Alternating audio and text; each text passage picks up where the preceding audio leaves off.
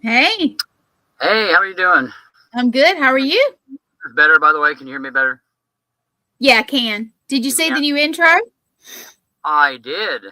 I like it. It looks good. It looks Yeah, Lee made it. Lee made that one. So good job, girl. good job, Lee. Yeah. So, how is she doing? She's doing good. She's doing good. Hmm. We just got off the serial killer show, so Yeah. So is that going over pretty good? You like that show? it is. It is. It's the special, but we kind of want to keep it, so we would love that to Cool. happen. So you Well, guys this gonna? week we have Shawn Ellis. Yeah, Shawn Ellis. Yeah. Yeah, he's a friend of mine, a friend of ours, and I'm gonna pull him up and let him tell you about himself. So here you go. Yeah. Right on. Hey, Shawn. Hello, everybody. How are you doing? All right, tell us everybody about you. Well, I am the owner and founder of Eternal X Wolfpack Paranormal. I'm the lead investigator. I also have a talk show host or a podcast, whichever you want to call it, of my own as well. It comes on Sundays at 7 p.m. Central Standard Time. I have been taking shaman classes for about a little over a year and a half now. Do a little bit of Reiki. We've been on residentials for investigations and businesses, and we've done a lot of stuff. Cool. Been pretty busy, huh? Yeah. So I've always wondered about the what is it? The Reiki? Is that Reiki? Is that how you say it? Mm-hmm.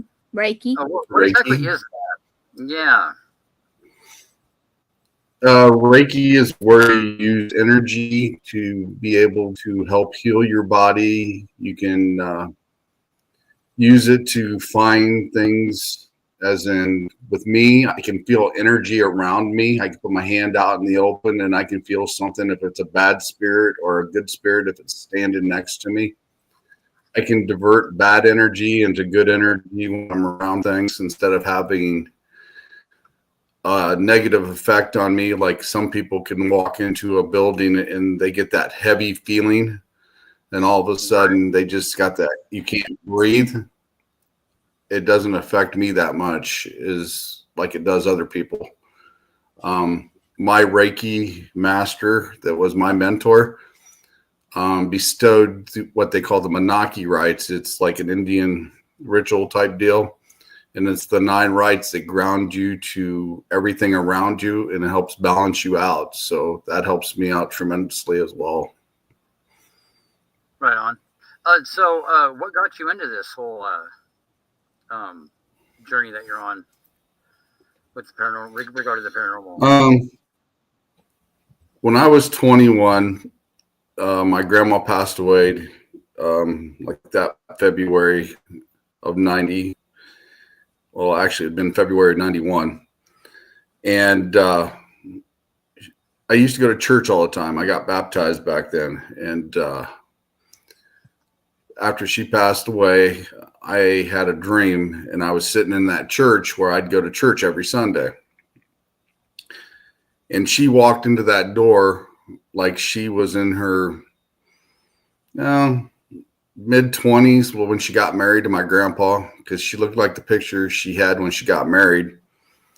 She wasn't walking on a cane. She looked like she was normal. She wasn't sick. She wasn't ill. And she sat down beside me, and she also had a pennant with all the grandkids in it, her great grandkids and grandkids. She had their birthstone and a little crown she'd wear. And I sat down in the pew like I always do, and she sat down next to me, and she says, "Shawn, don't you ever worry about a thing." And ever since then, I would see things and etc. So that kind of started it. So the whole thing. On the whole journey thing. Then, once somebody was just talking to me about this, where they go back a year. It actually is a good friend of mine.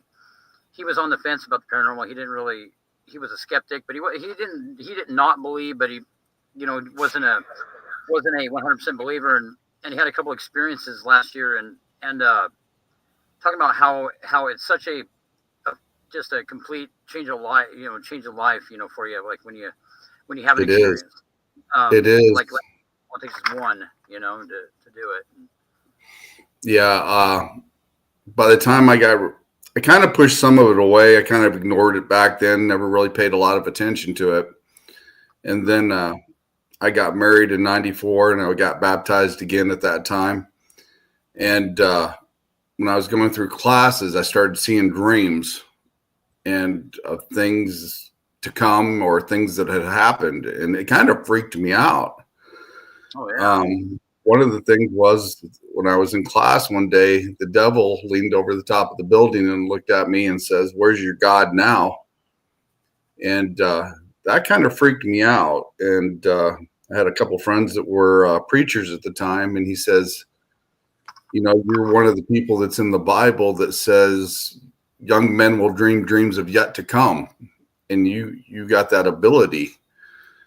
And so then I shied away for a while because then I ended up having kids. And after they moved out of the house and I've been divorced for 20 some years, I started getting back into the paranormal and doing stuff, and ran into a Reiki master, which was on my former team, or not my former team, but I was on a former team. She was my mentor, and she started teaching me all sorts of stuff with Reiki and energy and crystals and all that stuff. And it came out to be a very good thing that she taught me. So. Right on. So you mentioned the devil as one of your experiences. So what's your outlook on the whole demonic phenomenon? Out of curiosity, I always ask people that because. Well, I think a lot of paranormal stuff it's rare to find something super demonic or along that lines.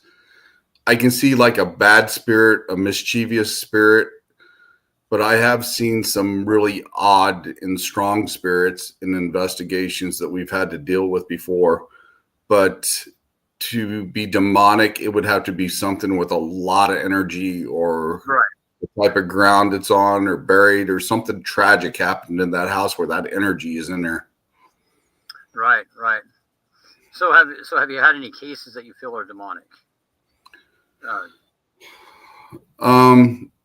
We had a case, and they were just talking about Gacy on serial killers here a little while ago. Mm-hmm. And I happened to send those guys the video of when I was on the old team. We teamed up with another team, but they found a body in a house that where I live at. And the other team was called in, and they were having kind of some differences trying to figure out what was in there. So they called the team I was on in to help them investigate. And we found out that there was papers of Gacy and Charles Manson in there. And also we found child pornography in there that was printed back in the day under alias name. And the spirit that was in the basement, we found out that it was trapping the younger spirits in there because we kept hearing over our super ears that we'd have the mics, we'd pick up the extra sensitive stuff.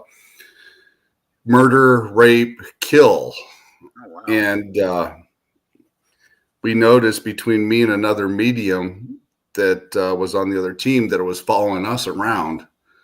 So then we end up going and taking care of that one. And that was a pretty intense case because after we got rid of that spirit in there, we set a REM pod in the doorway.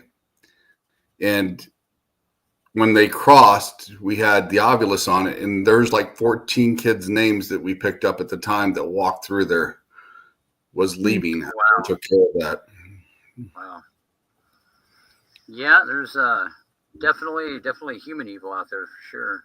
There's most definitely. Which matches, pretty much matches the evil of something demonic or very, very similar. Yeah, like a lot of these serial killers, like what Gwen show's been about. They are actual monsters in the flesh, And usually my theory is that they're getting aid from something of a higher nature that's evil. Usually, Right. a lot of the serial killers, like I used to live in Washington State, and you guys ever heard of Wesley Allen Dodd? You ever heard of him? Not that often. Wesley Allen Dodd. Oh, I've heard the name, but I'm not. Yeah. Well, my dad was a gunsmith, and he had a guy that he would deal with in Camas, Washington, and that's where Wesley Allen Dodd was active in abducting children and doing heinous things to them. And there was a little movie theater out that was there on Main Street, little teeny town. And I remember me and my brother were in the car out in front of the movie theater, and this movie theater is where Wesley Allen Dodd was getting his victims. And this guy walked up, and we had the doors locked, and I was probably 10 years old. My brother was probably 4 or 5, probably, and he was just going to run in and, be like 15 minutes or something. Well, this dude came up, he was looking through the windows, and acting all creepy, walking around the rig, and he kind of hung around for a minute, but then he looked up and he took off, and my dad was coming back to the car, and my dad, he wouldn't be one that wouldn't get caught abducting my dad's kids. Well, come to find out, that was Wesley Allen Dodd that was looking through the window of the car. Oh, yeah. About a week later, he was seen by this guy that had just gone off work. He was a logger, and he'd gone to go to the bathroom during like this movie that they're watching, and he saw him punch his kid in the stomach and pick him up real quick in the men's bathroom, try to take off with him, and that's how he was getting his victims. Well, the guy ran him down and beat the crap out of him and called the cops, and that was Wesley Allen Dodd. But he was one of the more just sinister, just beyond evil individual. Yeah, the things that he had done. And something that he said is that he thought that he was told by these spirits that he was talking to that when they hung him, he wouldn't die. Well, he died, of course. But it always, there's famous cases, like there's the son of Sam, pretty famous case, talking to the ancient spirit that called himself Sam, and he would be his son and all that. There's usually like a connection with these heinous, just sadistic killers, and they're always talking to something, it seems like, or communicating with something. I noticed one thing. I've never seen a possession, like I said, and even Shane said, something demonic is pretty rare. But I have seen cases where people has got an attachment, and their whole personality just changes. Oh yeah, it's like when their energy level is so low, they'll pick this up, and then all of a sudden, their mentality, everything just changes, and it's like they're a whole different person for no reason. Well, even with demonic cases, like there's the stages before possession, oppression, where their personality will change. It can affect their disposition, their moods, everything. Exactly. So you don't have to be possessed by a spirit, whether demonic or not, for it to affect your moods like that if you have a bad enough attachment going. Yeah, so no, that's what very, very, very true. Yeah, and I noticed if you got higher the energy you got, the less likely you would ever get an attachment. Because, like I said, we've been with this pretty heavy focus. Mention that same guy that was talking about his, the two experiences changed his whole outlook on it. He was talking about what makes people vulnerable to possession, and I think that like it must be almost like a more weak-minded person. I think that's unsure of their just emotionally weak. Like when you deal with any kind of paranormal phenomenon, you have to be very confident in your approach. Right. And you can't be weak at all. And I think that a lot of people they're mentally weak and vulnerable, I think. Because there's people that think that if you drink too much, you'll get you open your mind up to demons, they'll get you. I think it's just the people are just vulnerable because they're their weak state of mind, I think. And it's something that has to do with like a personality or just the way they are or something. Yeah, I'll also have to say some of it might be occurring for the fact of a tragedy that happened to him, or something that put him in such a shock and put him in a different state of mind that will enable that next thought to be something totally different, and then they just keep following through with it. Shane says, "Oh yeah, manifestation, infestation, oppression, and possession and obsession. The past 5 I think years." he's saying that there's been more in the last 5 years. Oh yes, yeah, of course. But no, That's those what are kept states of demonic phenomenon. Mhm. Yeah, Okay. yeah. Their demons are very, very, very intelligent, very good at what they do too. They're very, very well thought out. They're different. They're different approaches, and usually it takes. He said the last 5 years, but yeah, it takes years usually for demonic spirits to gain possession of somebody. I thought that's what he was talking about at first. Systematically breaking their victims down. But yeah, demons are definitely something that is nothing to take lightly. That's for sure. Oh yeah, I've never really had an attachment or anything like that, but I had the spirit like a jinn follow me home from an investigation, and never realized it. And jinns are kind of sneaky, Yeah. They kind of like mischievous, and they can just be downright mean. But just in 1 week, my environment totally changed until I found out where it was at and where it was. Yeah. But lost my truck at the time, and about 3 days later, I lost my job, and for no reason. And I'm like, what is going on? And I happened to be sitting where I was looking at my wood grain doors, because I got wood grain doors in my house, and the wood grain would shift and change when I was sitting there looking at it. And I had to stop and I had to look, and I was like, is there something reflecting off here that's making it do this? So then I had to adjust myself and, debunk it. And every time I'd look, that grain in that wood would change. And I found out that's where it was watching me is from inside this object. And once I find that to mess with you too, to make you think you're losing your mind, or right, like what the hell's going on? Yeah. And once I found out what it was, I took care of it, and it's buried across the street in my yard, where there's a little spot about that big across the street that don't grow grass anymore. Oh, goodness. Not good fertilizer, huh? No.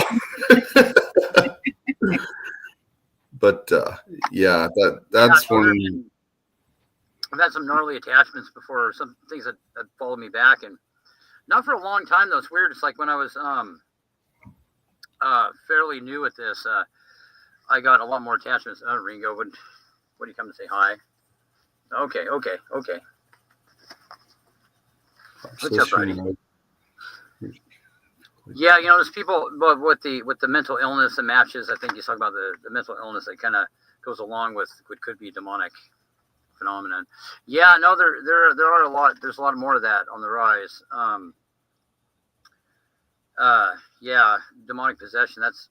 We've discussed that a few times. That's something that's an entire very, very interesting thing to witness, to say the least.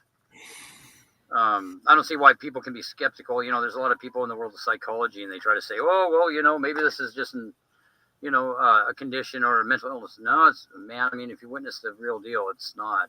I mean, it's right. Something that there's no doubt in your mind. But I've had some pretty gnarly attachments. I don't really know if they were attachments, because the things didn't really follow me around long, but they definitely turned my world upside down, like what you're talking about, where everybody, including myself, had the worst day of their life that were even around. Oh yeah. The thing was, oh yeah. I've known people that how do I say this? Just keep having bad luck constantly, and they don't know why. And I said, you've got to change your environment. You've got to change how you speak. You've got to change your attitude, because what you manifest keeps coming back to you tenfold if you don't change it. And the luck just keeps going downhill until you adapt to change to it. Well, and a lot of it is too, like, a lot of it is how we view, or how positive that we view the outcome to be of things. They're discovering that consciousness has a lot more to do with our reality than what they even knew, and that's got to play a part in it. But I think it's like, well, if you piss some stuff off out there, I think you're going to have a hard time. I mean, that's just what I mean. I think I've been through that a few times, and I think everybody that does this has been through that. Oh yeah. Yeah. I will. But yeah, you have some off the wall stuff that doesn't even make sense. I mean, you got to question. You question like your sanity, because it's like, man, this can't, this cannot be happening, over and over again. But it seems, it does happen. It's real. So the whole, I don't know if that's a hex or what that is, I look at it like, I try to look for the more simple explanations and things. It's like, well, if you piss some things off that have that much power, they're going to be able to make your life, no pun intended. Oh yeah, I will definitely agree with that, without a shadow of a doubt. If you go into, it's just like going into an investigation. If you go in there and mistreat the spirits, they're going to let you know about it. You go in there with a little bit of respect, because you don't know exactly what you're dealing with until you start getting the investigation going. And like I said, I've seen people get knocked down and the whole 9 yards before. Oh yeah, I've seen people out loud say the wrong thing and have their lives completely and totally, utterly destroyed because they gave certain things permission to enter their bodies when they should. Oh yeah. Being skeptical, like going to a location and saying, "Hey, I give you the permission to enter my body. Go ahead," and something of that nature. And that can get, definitely something that people have to be respectful for, and understand that it's real. And people that are people that are always out to disprove this, what we do, that doesn't go good either. It's like, if how bad, how many actual skeptics are out there? That's my question. I don't think very many, because the paranormal phenomenon is quite common. Very few people, I think, have never had an experience that they haven't, remembered or recalled upon and thought, hey, that's kind of weird. So it's like, people get kind of, with their fear of accepting certain realities, they get careless, and they get, they don't have the respect they need. Let's say also, if you believe and trust in, I'm sorry. Let me pop that back up. You go. Okay. Oh yeah. You will be evil. Well, the evil exists for sure. Without a doubt, and it exists in both the physical plane here and in the spirit world, whatever that may be. Well, one thing I've learned since I've been in the paranormal field, and I don't think a lot of people really realize this, but the fact is, you have to learn the bad side, and you got to learn the good side. And you've got to maintain that balance, because it goes back to the terminology. If you ever come into contact with something, you fight fire with fire. You got to be able to understand what you're going into and how to take care of it one way or another. 100%. But balance is the key, and to learn what you can, and just don't be one-sided, because if you know the other side, it makes you more knowledgeable. Right, and be open-minded to about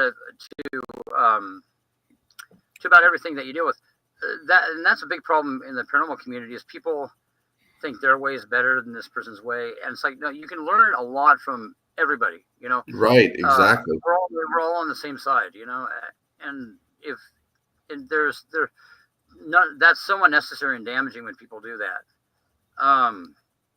There's certain things, like I take a complete scientific approach. Scientific, I love that, because it's not really, that's such a bogus term. Scientific. Scientific, things that we thought were Yeah. completely scientific 100 years ago, we found out are not. So, Right. I always say, there is a science behind what we do. We may not understand everything about it right now, but there is a science behind it. But people, I love that when they say, "Well, I take a science. I'm scientifically minded." Well, people used to think a lot of things were scientific 100 years ago. But no, I don't have any special or gifts like what we were discussing earlier. I was sensitive as a rock, basically. But I do have that instinct that everybody has, like when you go in and there's something really bad there, you can, you get that feeling of dread and all that. I think everybody gets that.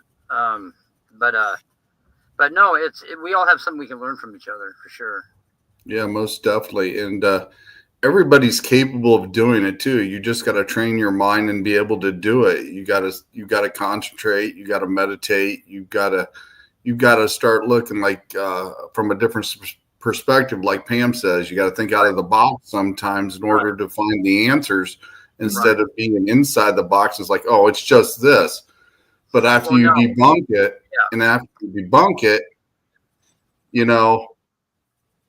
then it's got to be something else because it's not explained. So now you got to figure out what it is. Where did Gwen go?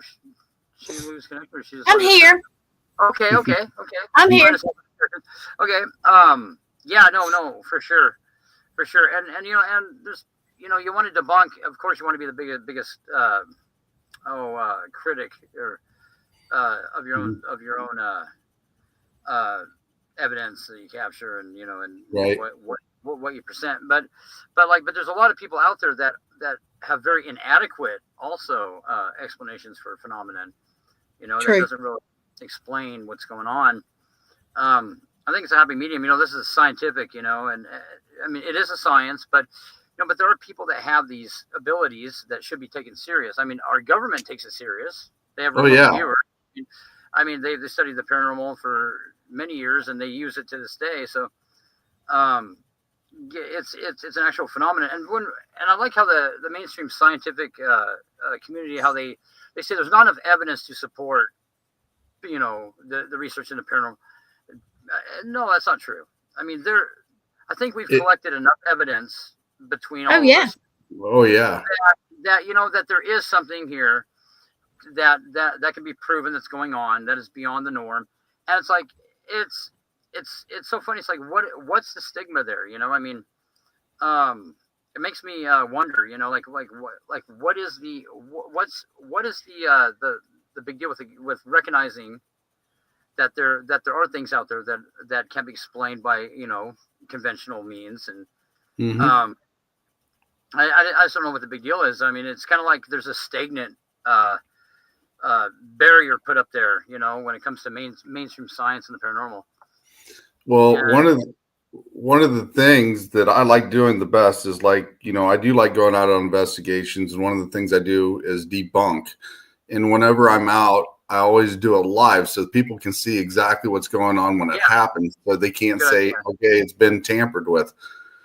Also, when I do my talk shows, being able to talk to everybody from everywhere and learning from them as well when we're having conversations on our show, why does some people want to keep their stuff and hide it from everybody else? And if they would share it, somebody else might have the piece that they're looking for to go along with what they got and end up solving some of this stuff. Just my personal opinion, I think that they're trying to make money. I mean, they're hoping to make money off of it. Like everything that I've ever captured, I've always opened it up to public and other researchers. Anybody can ask me for anything, and I'll send them the raw files to it. But there's people that hang on to that. They get something and they want to market it. I think a little bit. Right. But I mean, I could be wrong, but that's just what I think. That's one thing that I've always said, I want to help the people understand what's going on. But there is one thing, the paranormal field, I don't think people understand that it's expensive. It's very expensive. The equipment we got to use and the programs we got to use to bring our shows and stuff, it's expensive. Sure. And it would be nice to have a little bit of money coming in so we can bring these shows. That's nothing wrong with that. Yeah, that's not what I'm saying. But these people, they're wanting to like hold it back and oh yeah, like right. audio. Okay, like there's certain people, there's individuals. I mean, I won't say names, but I mean, I know about everybody in the field, in the community. A lot of famous people that do this, and they'll get a piece of evidence and they'll tease it and they'll make a documentary about it, and which that's all fine and good, but at the end of the day, those people seem to be they don't want growth in the field. It seems like right. It's more about financial.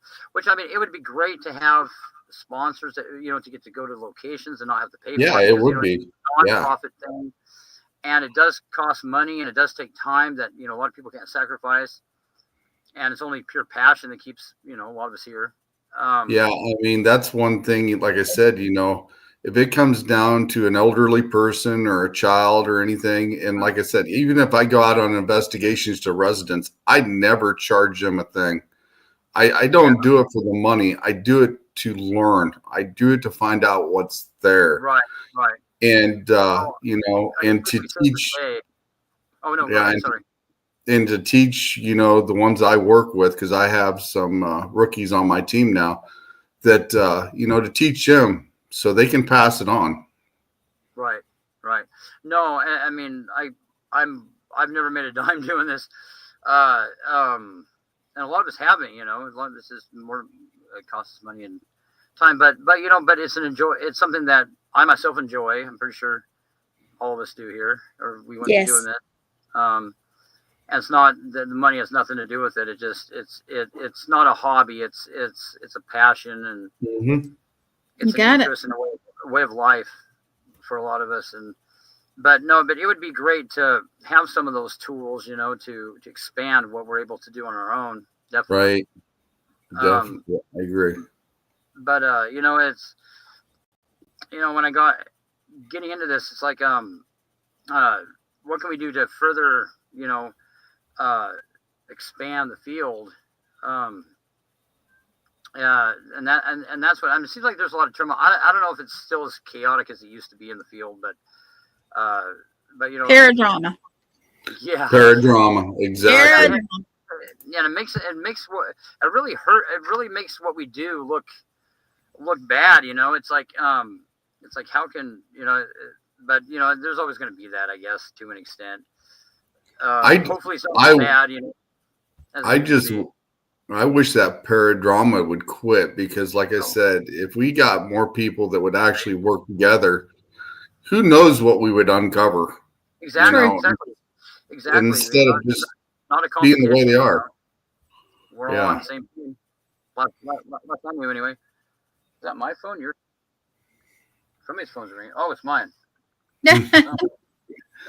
Yeah. Hey, I'm gonna take a minute and say, Shane, Angie, Pam, Victor. Thank you for joining. Yeah, everybody. I know some other people that aren't commenting, but thank you guys all for joining. Thank you all. It's not time to quit yet, is it? No. Oh no! But I just saw we were getting a few. There's folks on here that are not commenting, but they're watching too, and I know they are. But I won't call them out. Right. Well, so but it's very fascinating. Like I said, I can't say it enough. It's very fascinating field of research, and I think there's big things coming on the horizon for us all, and but no, helping people's the main goal. Yes. Exactly. The only for about 15 years now, we've specialized in cases where people are not dealing with something good, and it's been very rewarding, to be, maybe a tool used, or part of that, helping people out, and learning down the road these people really that they really resolve their problems, and it's good. That's more rewarding than any amount of money, really. When I formed this team, one of the first investigations that my team did, we had an elderly lady. She was having some issues, and we went in there, and she was so nervous that we were going to find something bad. She thought we were going to find something bad in her house.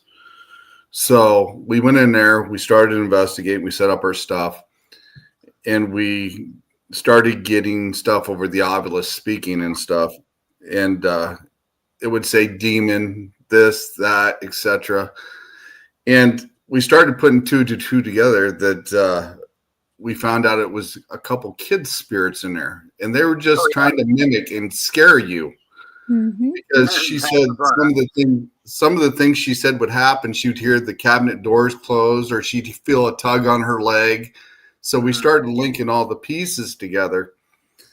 And she was sitting in the kitchen, and I was talking to her, and the rest of the team was back there investigating in the back part of her house. And so finally she says, "Can I go back there and talk to him?" I was like, "Okay." So I got her up, and she got off her walker, and I walked her back to the back place where all the team was, where they were getting the most activity. And she goes, "Hello." And it goes, "Hi." That's what it come over. And then it goes, "Old." And she goes, "I'm not old." And she says, "You guys, if you guys behave, you can stay." And they go, "Okay." So she was sitting there, and we kept getting some other things over the Ovilus, and it was talking back. And she decided to walk back up to the kitchen, and I was sitting there with her. And she goes, "Shawn," she said, "what are you going to do with those two?" And I said, "Well, what would you like me to do?" And she said, "Well, as long as they behave, they can stay." I said, "Okay." I said, "Well, one thing you got to remember," I said, "they're little kids. So that tug on your leg you've been feeling, or the cabinet doors and the knocking on the walls, they're just wanting attention, and you to acknowledge them, because they're kids. They're kids that passed away in there, or something happened to them there." Yep. And anyway, I said, "Why don't you play some music during the day?" And she goes, "Oh, I do that all the time." And I said, "Open up a kid's book sometime and just sit there and read it to them, just to let them know you kind of acknowledge them a little bit." And she goes, "I can do that." So anyway, by the time we left, she gave us all a hug, and she goes, "If I have a problem, I know I'm going to call you." And I said, "Okay."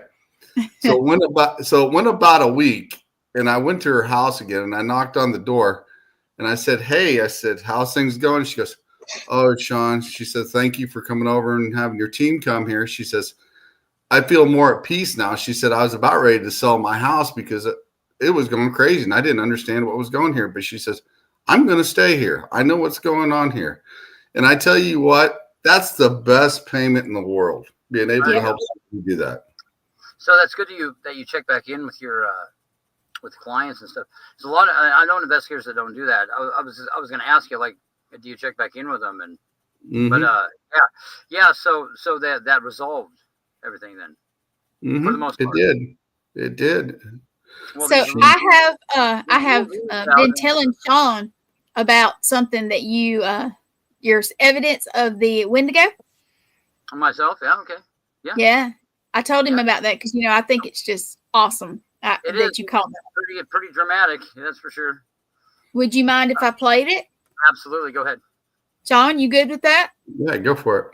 Well, no, I'm not sure. Maybe he can answer it. I mean, for Wendigo, but why don't you set it up and tell him what you guys were doing, that kind of thing. Well, what we were doing was, I heard about this town it was abandoned back in the early 1900s, and for reasons unknown. And years later, these loggers were logging up at the location, and they encountered something that pretty disturbing, that made it to where they wouldn't go back. They abandoned all their equipment. They wouldn't go back up there and get it. And they wouldn't even talk about what had happened, except for one of them made a statement. They said that some evil chased them away. So I said, okay, I got to find this place. I got to check this out. And there's like all kinds of legends about this location, that it was cursed, all kinds of stuff, because it was a thriving town back, late 1800s. But then for reasons unknown, everybody abandoned it. Mm-hmm. And so we went to location, and I guess the audio kind of speaks for itself. It's up in the middle of nowhere. so I was armed. You'll hear a gunshot in the video, and kind of, you know, I'm trying to scare something that I thought was alive away, but I wasn't alive. Wow. But yeah, so I found out what scared the loggers away anyway. If you want to go ahead and play the audio. Ready? All right, here we go.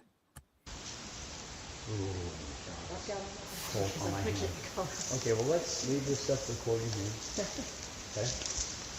Thank you, Fido. You heard that? Yeah? That's fucking crazy. What is? Oh, yeah, it's because the boogeyman's here. Happens about every time.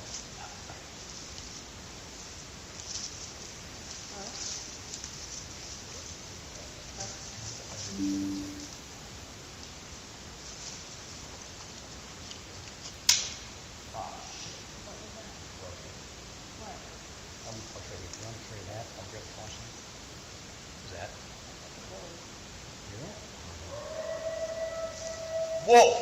Hang on! Stop, hang on.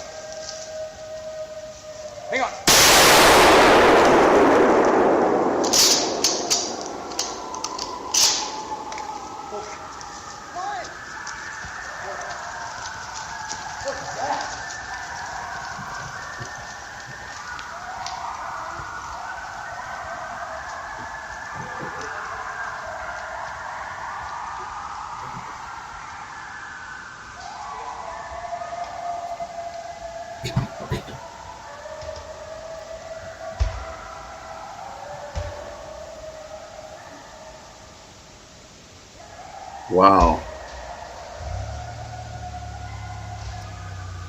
Some really interesting aspects about that video, or I mean audio. I think it's awesome. I just can't. I listen to it often. Well, the first thing that you ought to know is like the audio device was behind us up on a hill.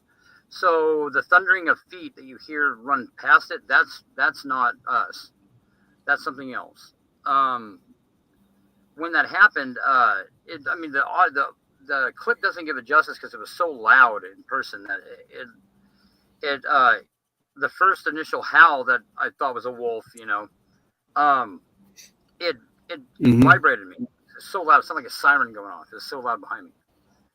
And I remember turning, and I had a shotgun with a light on it, and there was like this black smoky fog stuff kind of blocked the light out, which I later captured on video at a different investigation up there. I fired because I was trying to scare off what it was there, and there's a pause, and you hear all the screams and the howls. Which was weird is that Right. The people with me, they ran ahead of me. I was kind of like turned around backwards like this, kind of looking behind me, and the screams were close enough. I was like ducking down. They were like loud enough they were hurting my ears. And when they were going to leave me, the car fired up and they started to back out, but then they stopped. Thank God, you know, because I mean that would suck. Well, I got back to the vehicle. The second I touched the door handle of the vehicle, it stopped. It all stopped, like instantly. And then there's extended audio Wow. too of that. When it's sitting up there for a half hour and there's something that comes up to where the audio device is, no one's ever heard that.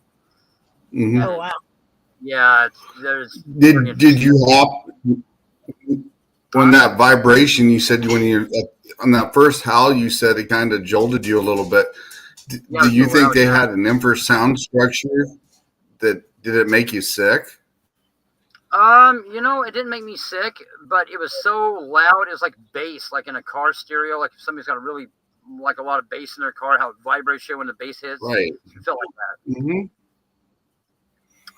Because I've heard people talk, like Pam said, that Bigfoot and stuff like that, they have like a sonic wave or a holler that actually makes you either feel sick, makes you feel dizzy or something.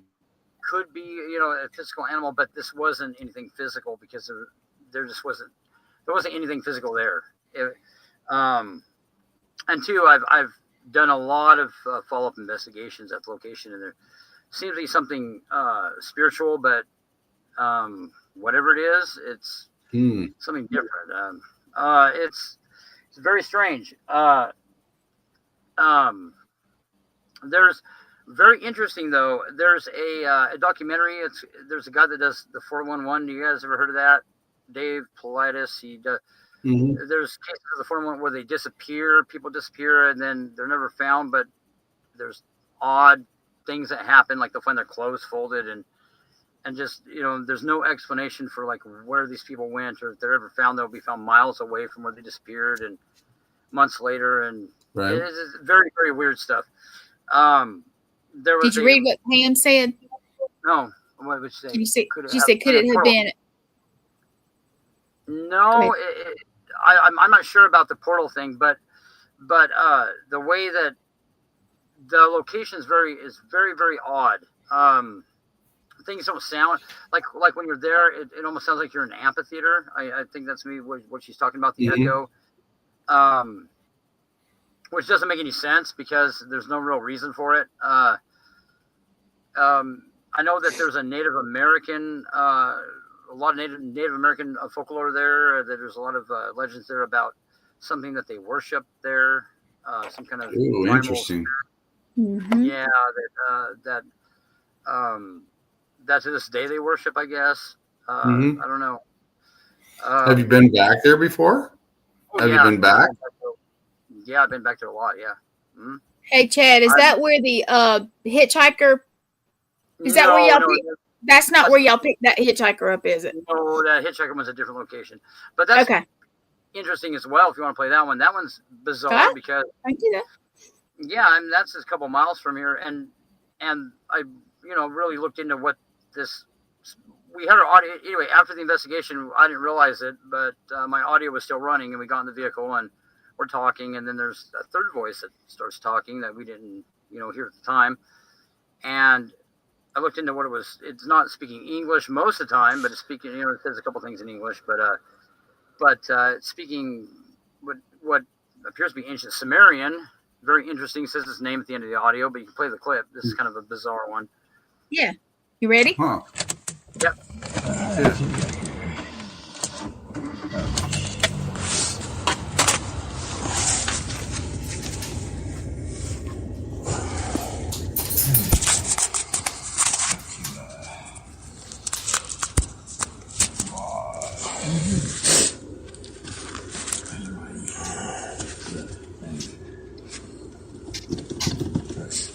Yeah, my phone's still doing cold in church fast right now. Oh, church fast? Yeah, it's because it's so cold. Are we moving? Are we crazy along? No.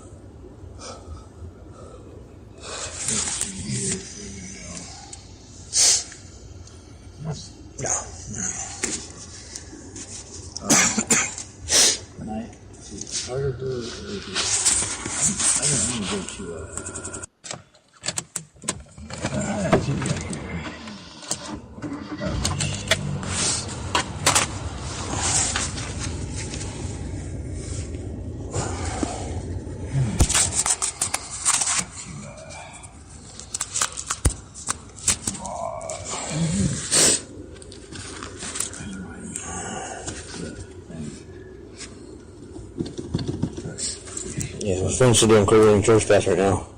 Oh, church fast? Yeah, it's because it's so cold. Are we moving? Are we crazy along? No.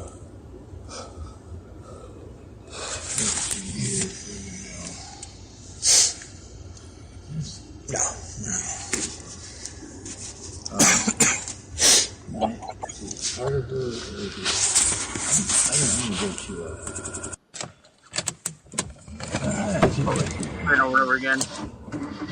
Yeah. Third time. All right. Sorry, I didn't mean for it to start third time, but yeah, I was trying to get it. So, could you hear it, Shawn? Yeah, it sounds like just faint talking in the background, definitely for sure. Well, there's a lot of drawn out, kind of like something trying to sound scarier than trying to sound foreboding. Right. At one point it goes nah that thing it does. Mm-hmm. That is yeah. Sumerian for herder of herders or something like that, and then it says firebird herd at the end, and that's Sumerian. It's the only word that we could identify that it was saying. Other than that, so at one point he goes, "That's pretty," which doesn't make any sense. But if you listen, play it one more time. Can you make it a little louder, Gwen? by chance? Let me see. Hang on. Yeah, that Really odd because the location doesn't have anything. I mean, for something to be speaking Sumerian there, and I looked up the entity Firebird, and it's Right. actual. Yeah, it's weird, very weird. Long way from home kind of deal, you know. All right. Wow. Let me try. I'm not sure. You may, if you can cut it up on your side, it may help. But Okay.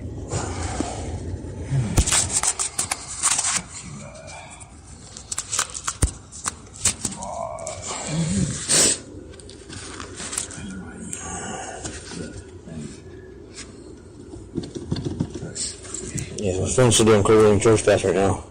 I don't church fast. Yeah, it's because it's so cold. Are we moving? Are we creeping along? No.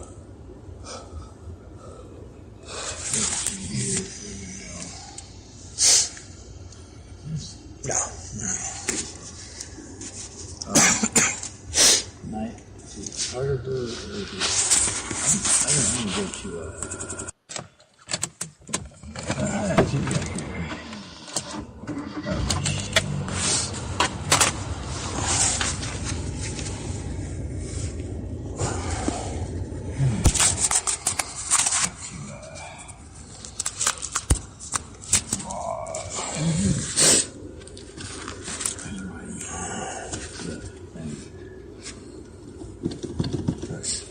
Yeah, my phone's still doing cold in church fast right now.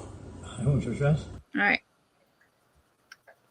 Can you hear? Was there like a is there any Indian stuff like Pam saying around that area? Oh, Yeah. yeah, there is absolutely. Yeah. Because I kind of agree with Pam with that. It almost sounds like a shaman saying something, or like there's he's a trying to photograph speak. that was taken at the location, and there's an apparition capture that it looks like something with a native headdress on almost. It's very, very. I mean, it could be, and the location has got a lot of Native American history. Yeah, it's the whole location does. It almost sounds like a shaman or somebody kind of trying to communicate. It'd be great if you. It would be almost great if you could find somebody to pull your voices off that tape and leave that background voice if it's possible. I'm gonna try. I just thought about that. And listen to that, because the way it sounds like it almost sounds like Indian to me. Does it? Okay, well, Yeah. If you could, and any of those clips, you can do whatever you want with them, Gwen. You can Okay. find somebody that can clear them up or clean them up. I will. I have some software that can do some things. I just did some stuff for Shawn. Let me see There's if it'll a lot of divide the native- different sounds up. A lot of Native history. Yeah, that would be This awesome. whole region here. Yeah. Yeah, he lives. I forget where. I don't know the town, but he did. I live in Wasco, Oregon. Like right along where the Oregon Trail was, little town, pretty much a ghost town. A lot of history here. Right. Yeah, in the surrounding areas, lots of Native history. Yeah, I kind of agree with Pam on that. It almost sounds like Indian and shaman sound to me, like the way the way they draw out when they used to talk a little bit, because the pronunciation of the words, and like you said, you could hear that, and you could hear that certain words just good, and then all of a sudden the other ones were kind of drawn out, like etc. But it'd be great if you could clear that up. Yeah, I'll try to do that. Is I always present my audio or my evidence like a very raw, unedited, unfiltered state, So so I don't really know how to do a lot of that. But if you could know somebody who does, that'd be great. You guys can do that. I will try. If I can't, I think I know somebody that might can help us a little bit at least. Yeah. But if you get that done, I'd kind of hear the afterwards. Oh yeah, absolutely. Pam said this language was spoken in now in Iraq. Okay.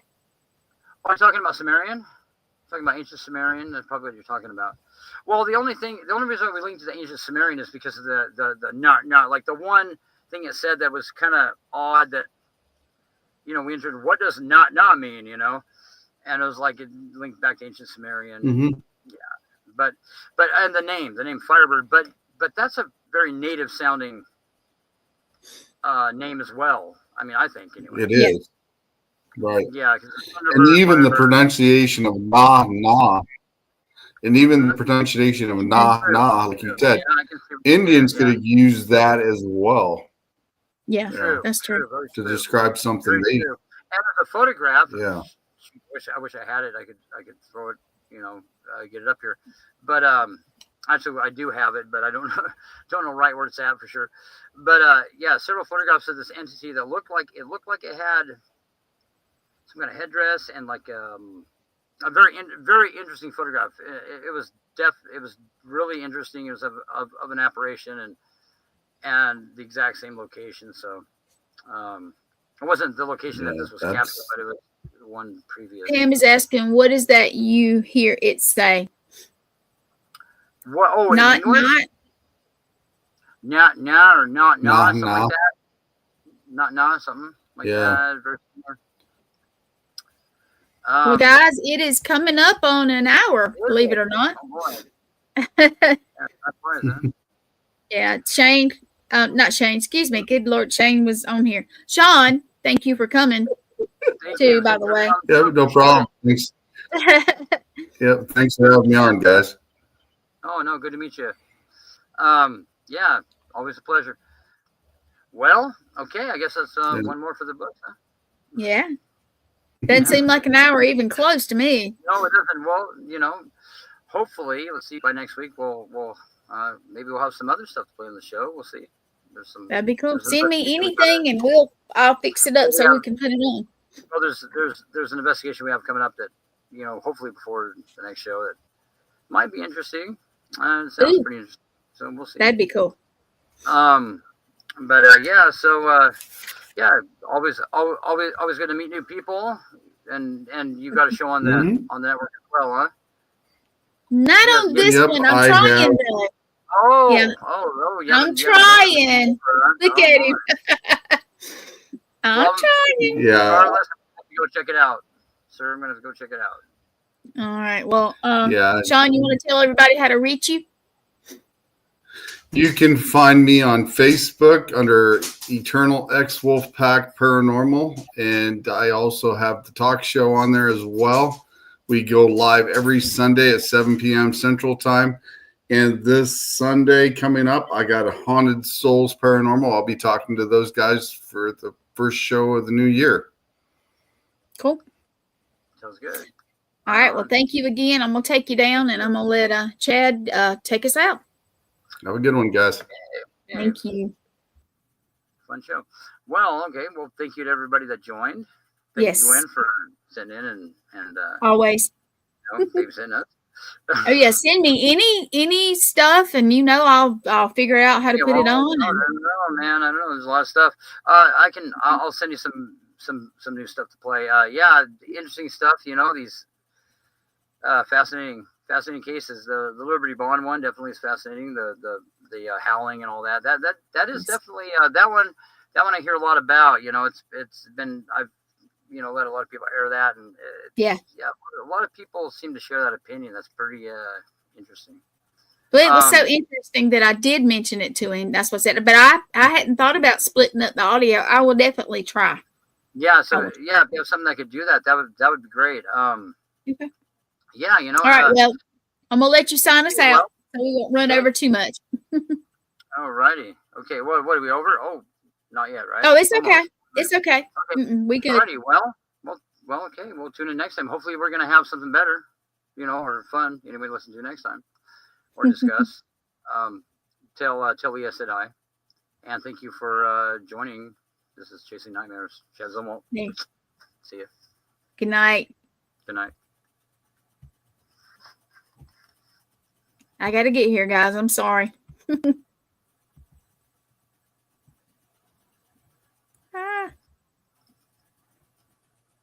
There it is. Well, Well, you know. it's going.